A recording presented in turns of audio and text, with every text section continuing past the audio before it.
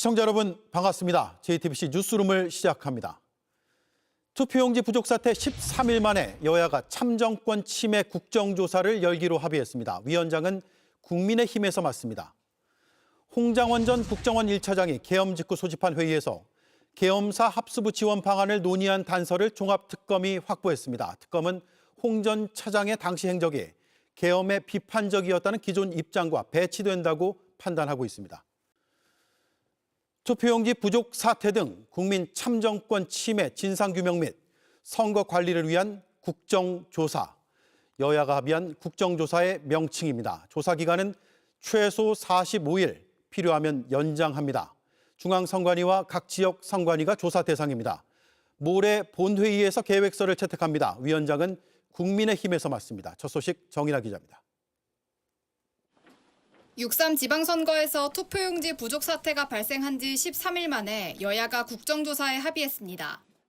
선관위를 대대적으로 개혁할 수 있는 제도적 개혁 기반을 좀 마련하는 취지에서 국정조사 진행을 합의했습니다. 오는 18일 국회 본회의에서 처리하기로 하였고요. 명칭은 투표용지 부족 사태 등 국민 참정권 침해 진상규명 및 선거 관리를 위한 국정조사이며 조사 대상은 중앙선관위와 각급 지역선관위입니다.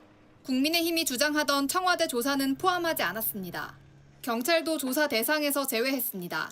여야는 행정안전부 장관을 포함해서 행안부 소속 공무원 또 투표용지 부족 사태가 발생한 시군구 관계 공무원의 정인 채택에 대해서 적극적으로 협조를 해야 한다. 위원장은 국민의힘이 맡고 위원 구성은 민주당 9명, 국민의힘 7명, 비교섭단체 2명으로 했습니다.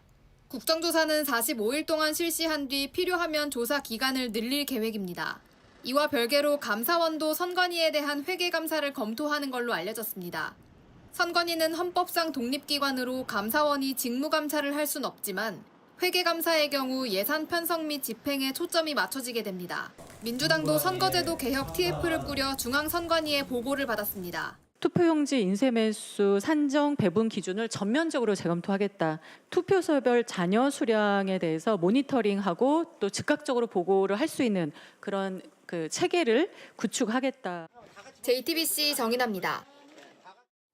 투표용지를 50%만 인쇄하기로 한 선관위의 결정. 그 배경엔 예산 절감이 있었습니다. 선관위의 보고서를 확인해 보니 서울을 기준으로 1억 7천만 원을 절감할 수 있다고 나옵니다. 돈으로 환산할 수 없는 참정권의 가치를 예산 절감이라는 미명하에 훼손시킨 것이나 다름없습니다. 류정화 기자입니다.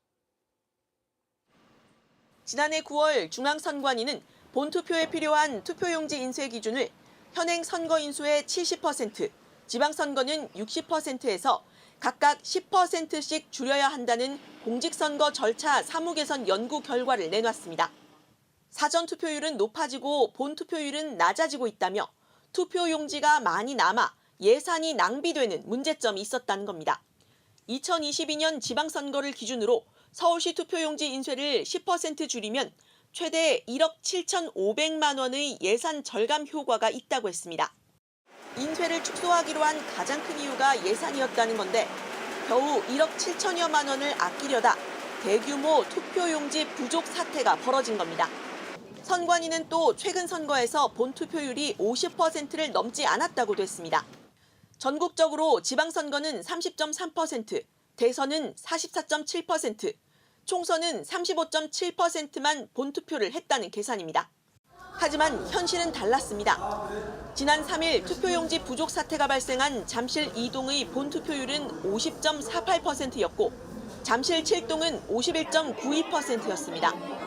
지역이나 선거구별 특성은 고려하지 않은 채 평균 치로만 인쇄율을 정했던 겁니다.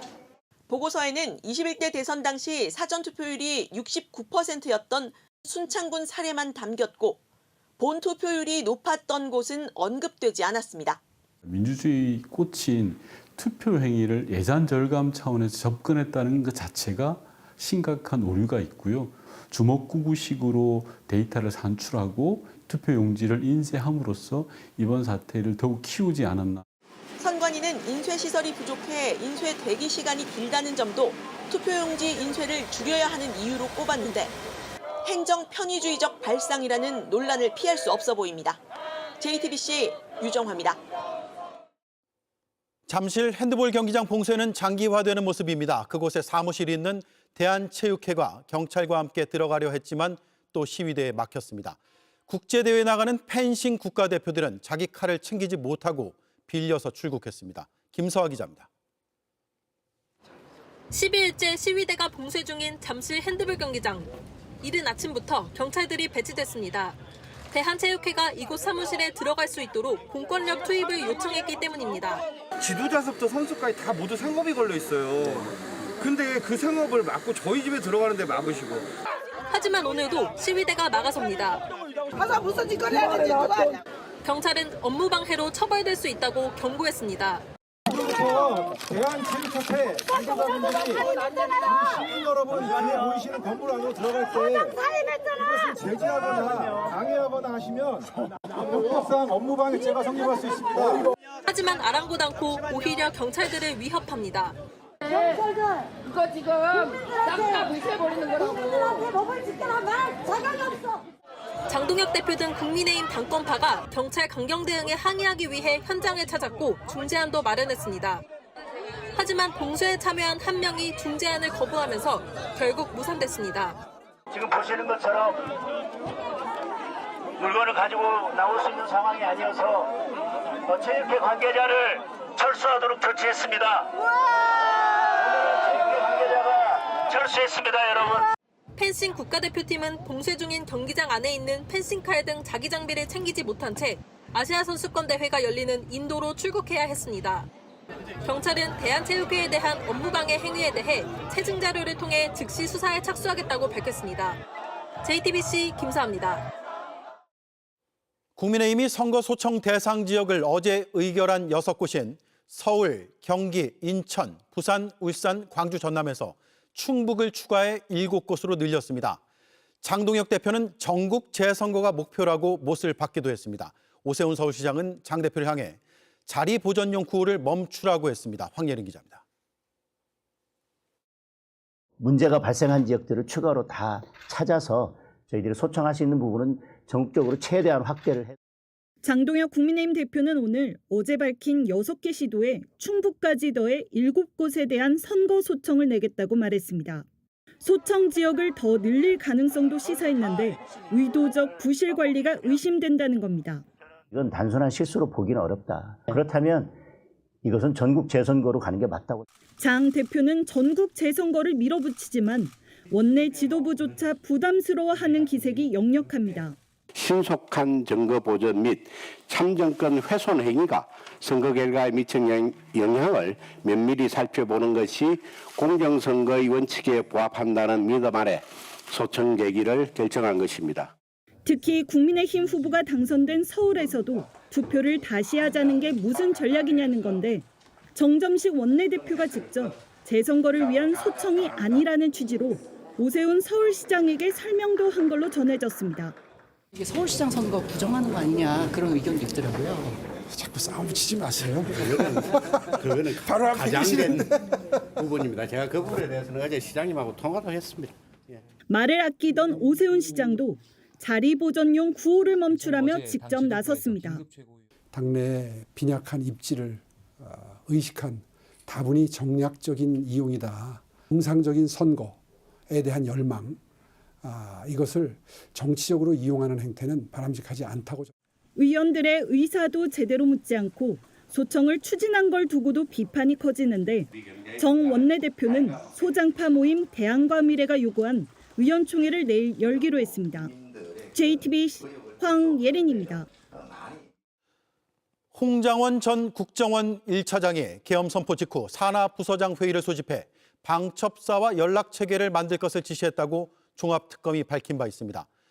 종합특검이 당시 회의에서 계엄사 합수부 지원 방안이 논의된 단서도 잡은 것으로 파악됐습니다.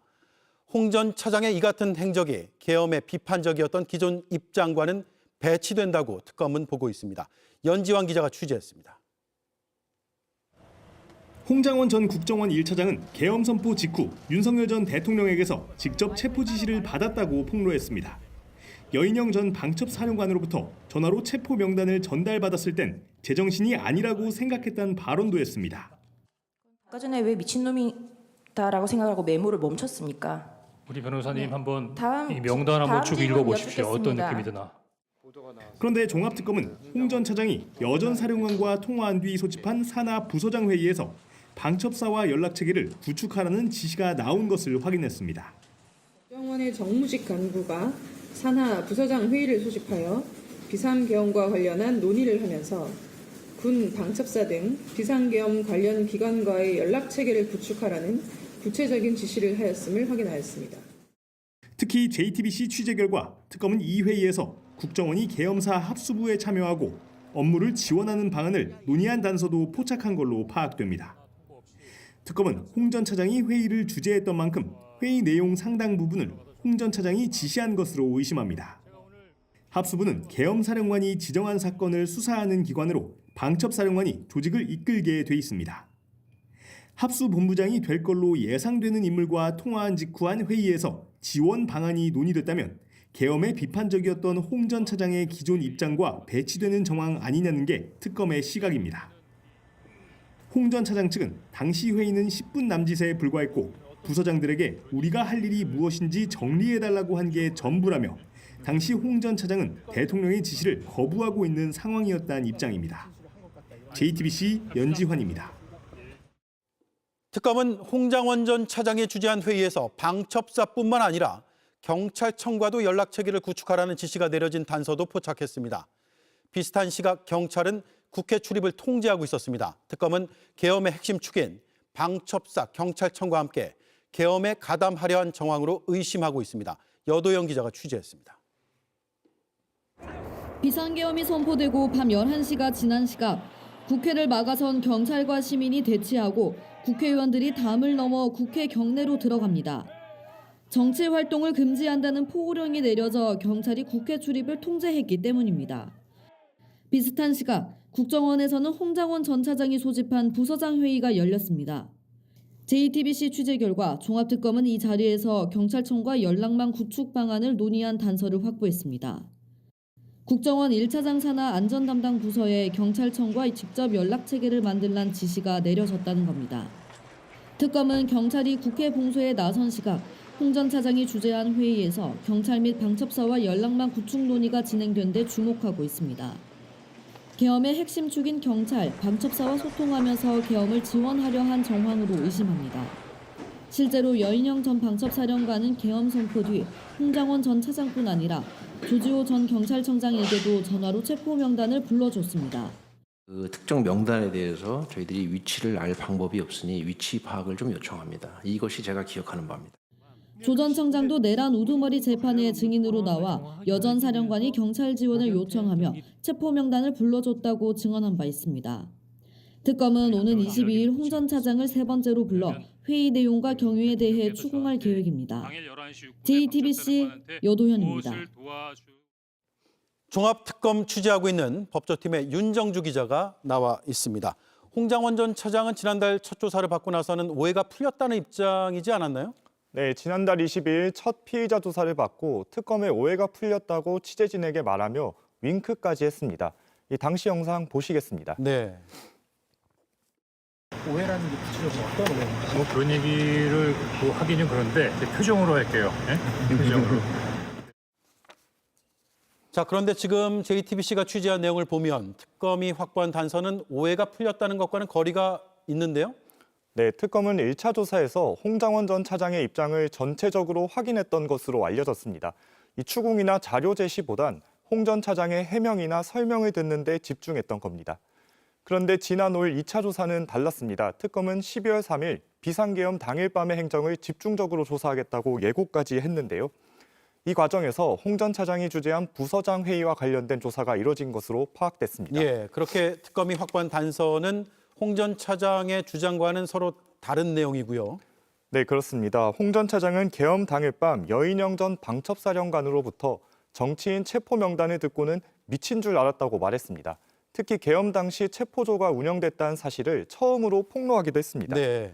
하지만 홍 전 차장 주재 부서장 회의에서 이 방첩사와 경찰청과의 연락체계 그리고 국정원의 계엄 합수부 지원 등이 논의된 것은 이 계엄에 반대한 것과는 거리가 있습니다. 특검은 이를 근거로 홍 전 차장의 내란 중요 임무 종사 혐의를 수사하고 있습니다. 네, 자 지금까지가 특검에서 지금 조사하고 있는 상황, 드러난 정황들이고 홍 전 차장의 입장도 들어봐야 될 것 같은데요. 어떻습니까? 네, 홍 전 차장 측은 JTBC에 방첩사 등과의 연락체계 구성을 논의한 것은 이 계엄 매뉴얼이 없어서 의지훈련 매뉴얼에 맞춰서 논의한 것뿐이란 입장입니다.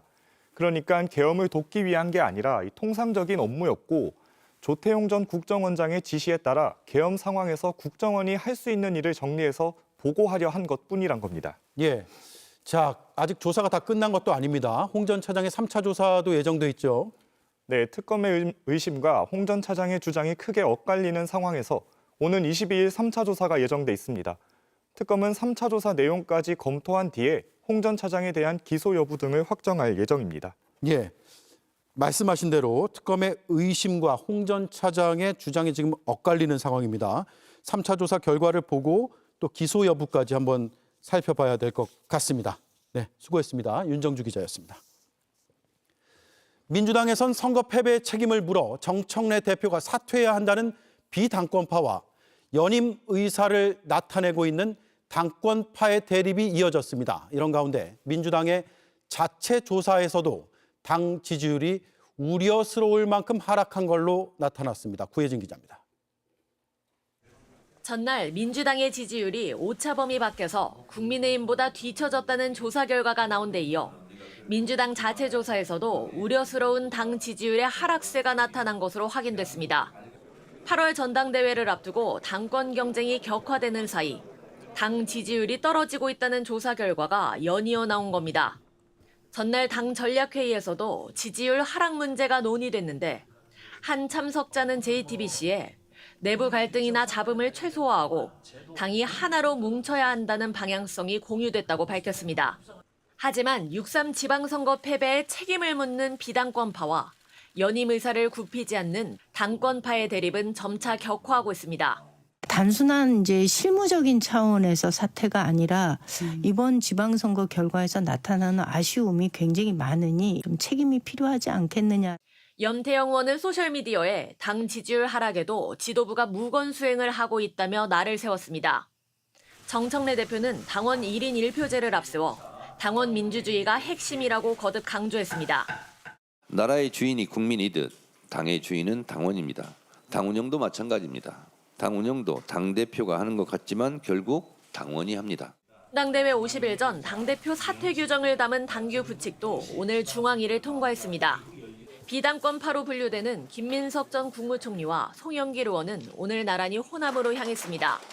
권리당원이 몰려있는 승부처에서 본격적인 표심 잡기에 나선 모양새입니다. JTBC 구혜진입니다. 설악산에서 암벽 등반을 하던 50대가 밧줄이 풀려 180m 아래로 추락해 숨졌습니다. 밧줄도 떨어지면서 일행 3명이 중간에 고립돼 있다가 5시간 만에야 가까스로 구조됐습니다. 조승현 기자가 당시 상황이 담긴 영상을 보도합니다. 암벽 중간에 남녀 2명이 고립돼 있습니다. 50m쯤 위로 다른 여성 1명은 깎아지른 바위에 위태롭게 붙어 있습니다. 이 여성을 향해 산악 구조대원이 다가갑니다. 전문 구조대원도 힘에 부친 듯 이마에 흘러내리는 땀을 닦아냅니다. 숨을 고른 뒤 허리춤에 있는 안전줄을 여성에게 건넵니다. 여성은 자신을 지탱하고 있던 고리에 줄을 연결합니다. 구조대원은 맨손으로 바위를 기어올라 마침내 여성 옆에 다다릅니다. 지난 14일 강원 속초시 설악산 울산바위에서 암벽 등반을 하던 50대 남성이 추락하는 사고가 났습니다. 정상까지 등반을 마치고 일행 3명을 먼저 내려보낸 뒤 마지막으로 내려오던 중이었습니다. 남성이 추락하면서 사용하던 밧줄까지 함께 아래로 떨어져 나머지 3명도 고립됐습니다. 사고가 난 곳은 사선 크랙이라고 불리는 구간입니다. 높이는 200m가 넘고 경사도 급해 등반 난도가 매우 높습니다. 추락한 남성은 지상으로부터 약 180m 지점에서 사고를 당했습니다. 여성 1명은 150m, 다른 남녀 2명은 100m 지점에 각각 발이 묶였습니다. 가장 기본적인 안전수칙을 지키지 않은 게 사고로 이어졌습니다. 항기에다가 두 줄을 걸고 내려가야 안전한데 그 과정에서 한 줄만 걸고 했던 거죠. 산악구조된 약 5시간 만인 저녁 7시쯤 고립돼 있던 3명을 모두 구했습니다. 추락해 이미 숨진 남성은 들것에 의해 산 아래로 내려왔습니다. JTBC 조승현입니다. 14살 중학생이 몰던 차량이 넘어지면서 4명이 다치고 여학생 1명이 의식불명에 빠졌던 사고 저희가 전해드렸습니다. 당시 조수석에 타고 있던 이 여학생이 사고 엿새 만인 어제 결국 숨졌습니다. 운전대를 잡았던 학생의 혐의도 더 무거워졌습니다. 정진명 기자가 보도합니다. 어두운 밤 경차 한 대가 빠른 속도로 질주하고 그 뒤를 경찰차가 뒤쫓습니다. 우회전을 하려던 경차는 갑자기 중심을 잃고 수미터를 튕겨 나간 뒤 뒤집힙니다. 곧이어 다른 경찰차와 119 구급차가 잇따라 도착합니다. 지난 9일 새벽 1시쯤 14살 중학생이 몰던 경차가 교통섬 연석을 들이받고 전도됐습니다. 올라오니까 차가 그 교통섬 있는 데 있잖아. 그걸 실려같이 하면 좀 심하다는 것 같은데. 이 사고로 조수석에 타고 있던 14살 여중생이 크게 다쳐 치료를 받던 중 어제 오후 결국 숨졌습니다. 운전한 남학생과 뒷좌석에 타고 있던 여학생 3명도 다쳤지만 생명엔 지장이 없는 것으로 파악됐습니다. 남학생은 숨진 여중생의 부모 차를 호기심에 몰고 나왔다고 주장한 것으로 알려졌습니다. 경찰은 운전한 남학생의 혐의를 교통사고 처리 특례법상 치상해서 치사로 변경해 조사하고 있습니다. 시간 아직 확인 안 됐고요. 그 구간 확인 아직 안 됐어요. 경찰은 국립과학수사연구원에 사고 당시 차량 속도 등을 감식 의뢰하는 등 사고 경위를 파악한 뒤 송치 여부를 결정할 방침입니다. JTBC 정진명입니다.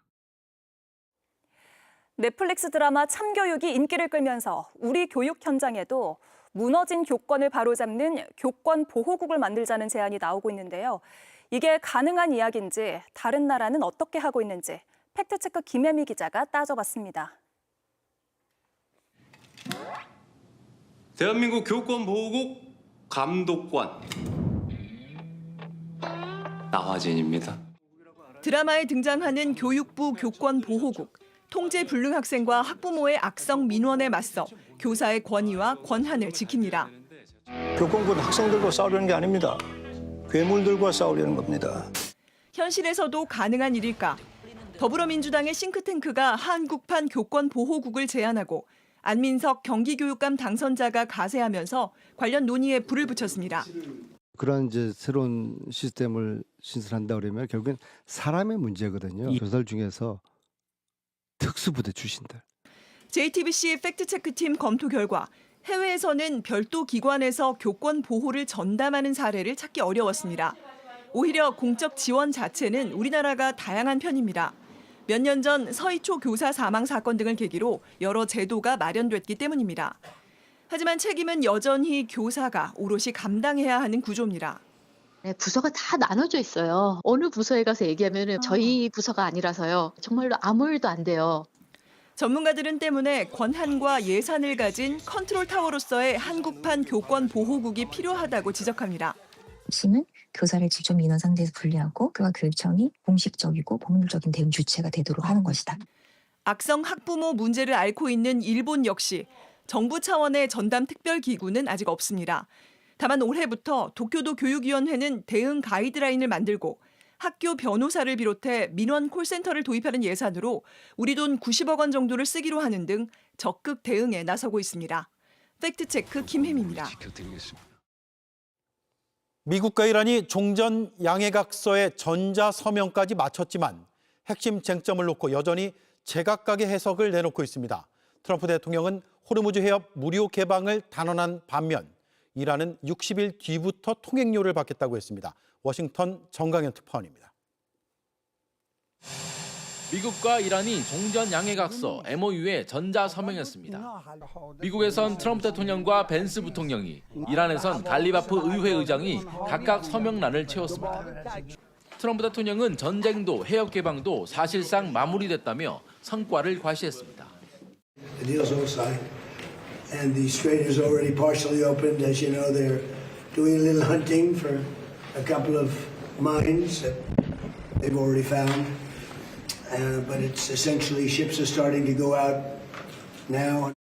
문제는 트럼프 대통령이 말한 종전 성과의 상당 부분이 아직 합의문으로 확인되지 않았다는 점입니다. 이번 서명은 최종 종전이 아니라 60일짜리 임시 봉합에 불과하다는 지적이 지배적입니다. 호르무즈 해협 통항과 핵협상, 동결 자금 반환 등 핵심 쟁점의 결론을 모두 60일 뒤로 미뤄놨기 때문입니다. 그런데도 트럼프 대통령은 미국 측 요구가 모두 관철된 것처럼 말하고 있습니다. We have an agreement where it's going to be open, and it's toll-free. We had a little argument on that. It's toll-free. 반면 이란 측은 60일 유예 기간이 지나면 통항 수수료를 받을 권리를 인정받았다며 정반대 주장을 펼치고 있습니다. 설령 해협이 당장 열린다 해도 물류 정상화까진 갈 길이 멉니다. 현재 발이 묶인 선박만 2,400여 척에 달하는 데다 기뢰 제거 작업 탓에 정상 운항까지는 아무리 빨라도 보름 이상 걸릴 전망입니다. 양국은 오는 19일 스위스 제네바에서 공식 서명식을 열 예정입니다. 하지만 합의문 공개 전부터 주장이 엇갈리면서 최종 서명에 이르기까지 상당한 진통이 예상됩니다. 워싱턴에서 JTBC 정강현입니다. 종전을 향한 최종 서명까지는 시간이 더 걸릴 수도 있지만 시장에선 이미 변화의 조짐이 나타나고 있습니다. 국제유가가 안정세로 돌아섰습니다. 다음 달 항공권 유류 할증료도 큰 폭으로 내렸습니다. 박준우 기자입니다. 주유기를 만지는 손이 분주합니다. 석유 최고 가격제가 시행 중이지만 화물차 한 대당 하루 주유 비용은 30만 원, 한 달 600만 원에 달합니다. 화물차들은 너무 타격이 많이 와요. 그리고 이제 기름 좀 내려야 할 시기 아닌가 싶어요. 아무래도 전쟁이 이제 끝난다고 하니까. 정부가 그간 밝혀온 최고 가격제 종료 조건은 3가지. 중동 전쟁 종료와 호르무즈 해협 재개방, 그리고 국제유가 90달러대 진입이었습니다. 현재 국제유가는 안정세를 보이고 있습니다. 8월 인도분 브렌트유 선물은 배럴당 약 82달러, 서부 텍사스 원유 선물도 배럴당 약 79달러로 90달러 미만으로 떨어진 겁니다. 여기에 최종 종전 합의와 함께 호르무즈 해협 봉쇄가 풀리면 정부가 내건 조건이 모두 충족됩니다. 최고 가격제는 호르무즈 해협 통항이 정상화되고 국제 유가가 안정화되는 시점에 종료 여부 등 제도에 대해 종합 검토할 계획입니다.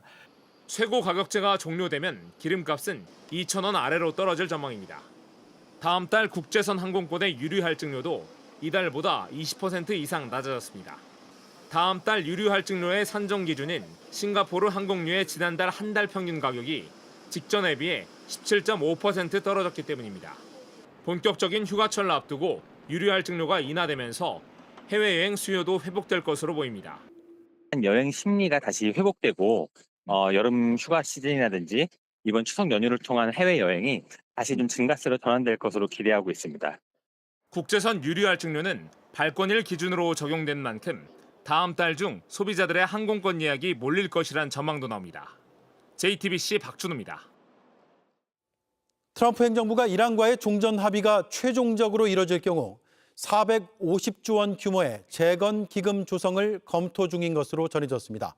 종전 기대감에 오늘 코스피는 2% 넘게 오르며 8,700선을 돌파했습니다. 특히 건설주를 비롯한 재건주들이 강세를 보였습니다. 정아랑 기자입니다. And we've done a great job, and hopefully it's going to be a good relationship, and we're going to get along.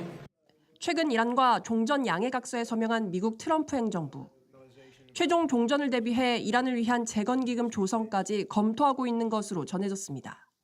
현지 시간 15일 파이낸셜 타임스는 트럼프 행정부가 이란이 합의를 준수할 경우 3천억 달러, 하나로 약 450조 원 규모의 이란 재건기금 조성을 검토하고 있다고 보도했습니다. JD 벤스 미국 부통령도 최근 한 언론 인터뷰에서 재건기금 조성 논의를 사실상 인정했습니다. That's the sort of thing they could have access to, funded by the Gulf Coast Coalition, so long as they honor their end of the obligation. 한 증권사는 오늘 리포트를 통해 종전 이후 재건 사업 수주가 증가하며 에너지 인프라 투자가 확대할 거라며 건설 업종의 수혜를 전망했습니다. 결국에는 양국 모두 수습 쪽으로 가고 있다라는 게 저는 적절한 시각이라고 보고 있어요. 매크로상 우호적인 환경들은 그래도 2분기 실적 시즌 때까지는 이어질 수 있겠다. 실제로 종전 기대감에 오늘 코스피 시장에선 건설주를 비롯한 재건주들이 강세를 보였습니다.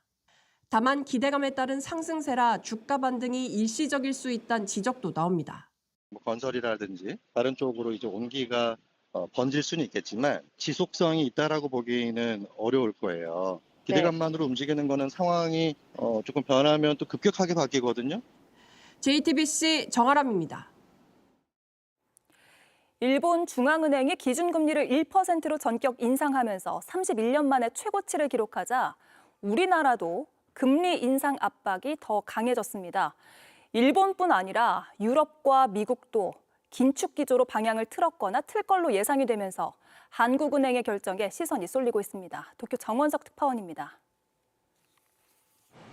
유례없는 초저금리를 유지해온 일본이 6개월 만에 다시 금리를 올렸습니다. 기준금리 1%는 1995년 이후 31년 만에 가장 높은 수준입니다. 일본은행은 중동 정세로 인한 경기 침체 우려보다 당장 눈앞에 닥친 물가 충격이 더 크다고 판단했습니다. 基調的な物価上昇率が 2% の物価安定の目標を超えて上振れていくリスクがあります。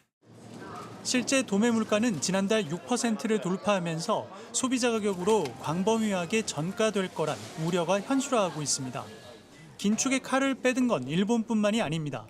앞서 유럽 중앙은행도 중동발 물가 상승을 잡기 위해 3년 만에 기준금리를 2.25%로 인상했습니다.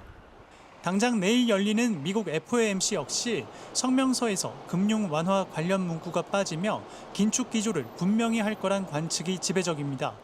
일본뿐만 아니라 기축통화국들이 또 다 금리 인상을 지금 향하고 있기 때문에 좀 장기적인 측면에서 한국은행 역시 금리 인상의 압박을 좀 느낄 것이다. 시선은 이제 한국은행으로 쏠립니다. 우리나라는 지난달까지 8회 연속 기준금리를 동결하며 버텨왔지만 전 세계적인 금리 유턴 흐름 속에 더는 홀로 버티기 어렵다는 지적이 나옵니다. 도쿄에서 JTBC 정원석입니다. 짧은 시간 많은 비가 쏟아지면서 자동차가 침수되는 일, 장마철마다 벌어지곤 합니다. 흔히 머리 받침대를 꺼내서 금속 부분으로 유리를 때리면 된다고 알려져 있지만 종류에 따라 안 깨지는 유리가 많다고 하는데요.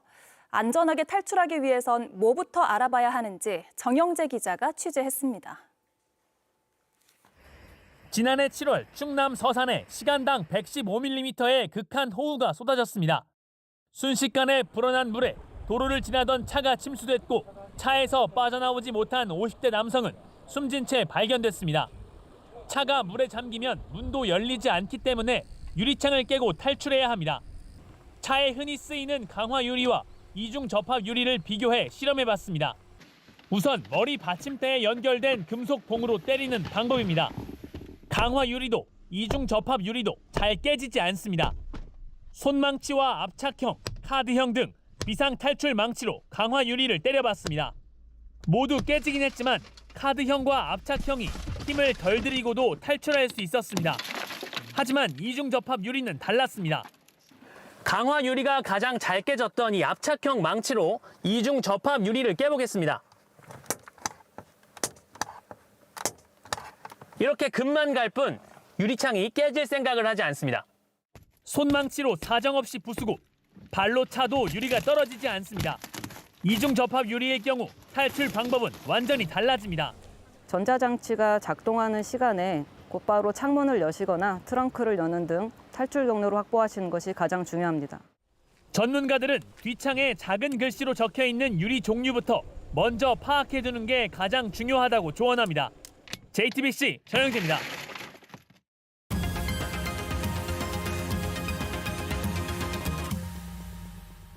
네, 비하인드 뉴스 정치부 이성대 기자와 함께하겠습니다. 시작할까요? 네, 첫 번째 이슈 바로 보겠습니다. 시감자보다는 전략자산.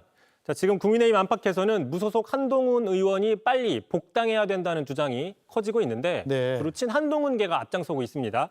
자, 박종훈 의원, 자, 한동훈은 국민이 남겨놓은 보수의 씨감자다라고 얘기했고요. 송영훈 전 대변인, 자, 여름 되면 에어컨이 필요하다. 한동훈은 에어컨이다. 이런 식으로 비유적인 표현들을 대거 사용했습니다. 예, 한동훈 의원이 당선 직후에는 복당 문제가 급할 게 없다라는 입장이었던 걸로 알고 있는데 요 근래 기류가 좀 바뀐 겁니까? 어떻습니까? 그렇습니다. 지금 장동익 대표가 부정선거, 재선거 주장에 올인하면서 사실상 사퇴할 뜻이 없음을 확실히 하자 이제 마냥 기다릴 수 없다는 입장으로 선회됐다 이런 분석이 나오고 있는 거고요. 예. 자, 아예 오늘 한동훈 의원은 직접 나서서 자, 지금이 바로 보수 재건의 골든타임이다라고 강조를 하면서 자신의 복당 필요성을 강조했습니다. 자, 이 과정에서 앞서 보신 것처럼 씨감자나 에어컨 같은 소소한 비유 대신 전략자산이다라는 비유를 썼습니다. 바로 들어보시죠. 예. 반대하는 분들도 제가 보수의 대단히 중요한 전략자산 내지는 무기다 이렇게는 또 말씀하시던데요. 근데 그 무기를 왜 이렇게 아껴두죠? 싸워야 할 시점이 왔는데 무기를 불편하다고 아껴두거나 일부러 그럴 필요는 없다. 물론 이제 들어보신 것처럼 다른 사람의 평가를 빌리는 방식이긴 했지만 본인 스스로가 나는 전략자산이다라고 표현하는 게 좀 눈길을 끌긴 하죠. 네, 그런 표현을 쓰면서 복당의 적극성을 한번 띄우면서 국민의힘에서 다시 이 문제가 이슈가 될 것 같은데요. 그렇습니다. 그리고 말 나온 김에 그 전략자산 하면 빼놓을 수 없는 사람이 있습니다. 네. 바로 장동혁 대표죠. 아, 그래요? 자, 한동훈 의원이 스스로가 자신을 전략자산이라고 칭했다면 장동혁 대표는 주로 여권에서 많이 칭했습니다. 예. 그 제일 처음 쓴 사람이 그 김어준 씨였죠. 뭐 장동혁 대표 귀한 줄 알아야 된다면서 민주당의 전략자산이다라는 식으로 비아냥의 표현으로 사용을 했었는데 선거 기간에 정청래 대표도 사용한 적이 있습니다. 바로 들어보시죠.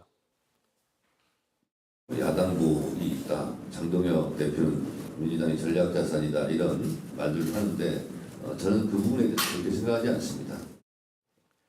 그 선거가 바로 끝난 직후에는요. 보수 인사죠. 조갑재 씨도 자신의 SNS에 장동혁은 역시 민주당의 전략자산이었고 숨은 병기였다. 아울러 민주당의 도우미이자 귀염둥이였고 비밀 선거운동이었다라고 비판을 하기도 했습니다. 네, 장동혁 대표는 이제 부정선거, 재선거 이렇게 주장을 하면서 사퇴 압박을 피하고 있다 이런 분석들을 받고 있는데 여권에서 이른바 민주당 전략자산이라는 반응이 또 나올 수도 있겠는데요? 그렇습니다. 자, 그러자 지금 갑자기 졸지에 재선거 대상이 된 오세훈 서울시장도 오늘 직접 나섰었죠.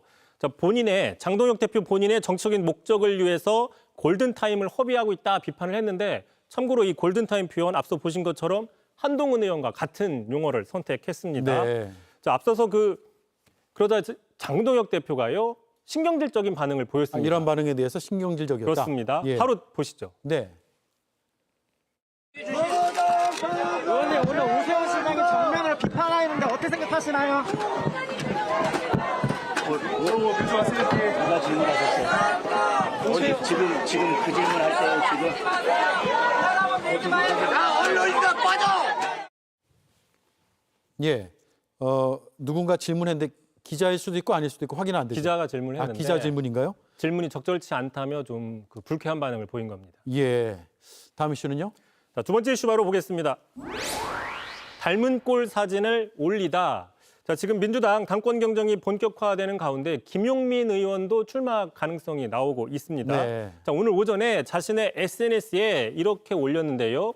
자, 민주당 정부의 이어와 달리기라는 제목으로 그 역대 대통령들 김대중, 노무현, 문재인, 이재명 민주당 출신 대통령들의 그 사진인데요. 그 바통을 이어받아 달리는 AI 그림을 올렸습니다.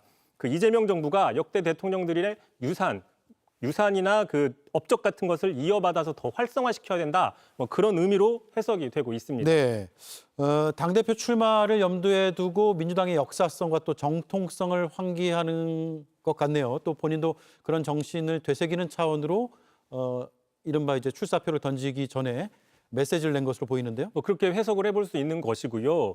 그런데 잠시 후에 정청래 대표도 비슷한 사진을 올렸는데 자, 보시면 자, 민주주의 역사를 다시 생각한다라는 제목으로 역시 그 민주당 출신 대통령들 4명의 사진을 아마 AI로 만든 걸로 추정이 되는 사진을 또 저렇게 올렸습니다. 네. 자, 앞서서 봤던 대통령들의 역사를 자양분 삼아서 이재명 대통령의 역사를 꼽히고자 뭐 이런 식의 글을 올렸는데 자, 공교롭게도 비슷한 시각에 전당대회 출마가 거론되는 두 사람이 닮은 꼴의 사진, 물론 가로 세로 사이즈는 다르지만 비슷한 내용의 사진을 올렸기에 눈길을 끌고 있습니다. 자, 그러자 벌써 일각에서는 향후에 전당대회 과정에서 두 사람의 어떤 연대 가능성도 점치는 그런 전망도 나오고 있습니다. 네, 알겠습니다. 잘 들었습니다. 이성대 기자 수고했습니다.